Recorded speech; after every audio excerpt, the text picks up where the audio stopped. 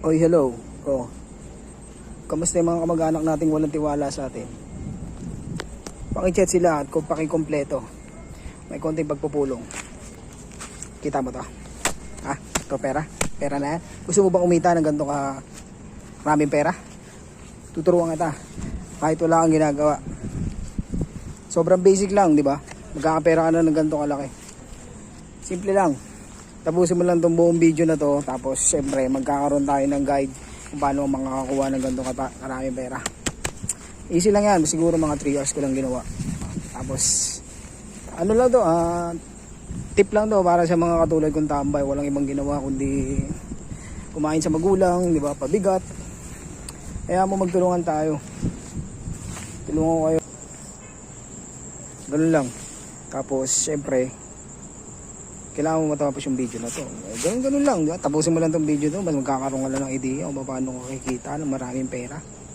Diba? Ako bahala sa'yo. Tingnan mo. Promise di kita mabibigay sa video na to. Ganun kalaking pera. Ako na bahala sa'yo. Tingnan mo. Bobo ka ba? Sila palang tuktok mo. Walang easy money, boy. Lahat pinaghihirapan.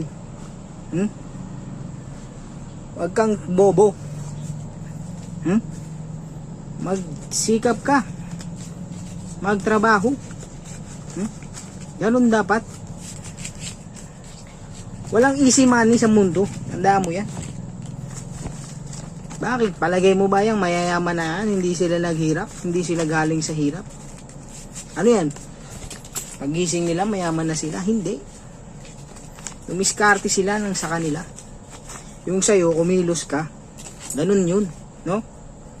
Tsaka, about sa pera. No? Kung magkapera man ako ng ganito, ganyan, hindi ko ipiplex. No? Hindi ako magyayabang. Alam nyo kung bakit? Para hindi ako maka-open ng mga tropa ko kamag-anak ko na naghihirap. Diba?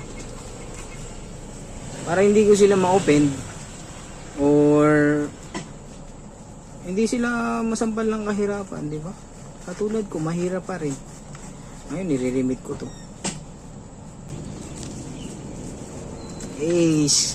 Kala mo pera ko yan? Bobo, hindi sa akin yan. Nire-remit tayo. Masikip ka. Mag-aaral mabuti, hanap ka ng matinong trabaho. Diba? Magtiyaga ka, huwag masyado mataas ang pride. Hindi mo mabubusog ang pamilya mo yan. Hanap ka trabaho, ganun lang. Sikap. God bless, no? Ingat tayo palagi. Huwag tayong masyadong tandaan nyo yan. Pag magkapera man ako ng ganito kalaki, una kong gagawin, tutulong ako. Hindi ako magyayabang, hindi ako bibili kagad ng mga kung ano-ano. Tulungan ko yung mga pamilya ko o yung mga nangangailangan talaga. Ganoon naman eh. Kaya ka nga binigyan ng maraming pera eh. Ibig sabihin yan, may purpose. Diba? Tumulong ka sa nangangailangan. Nangangailangan. Ha? Nangangailangan. Hindi yung kilala ka lang pag kailangan. May kailangan. Basta ganun lang. Pag magkapera ako ng ganito, hindi ko yayabangan mga tropa ko. Tutulungan ko pa sila kung nangangailangan sila. Ganun lang naman eh.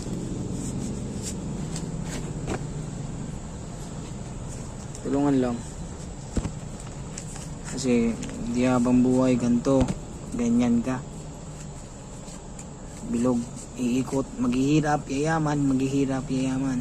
Kaya mangangailangan ka ng tulong.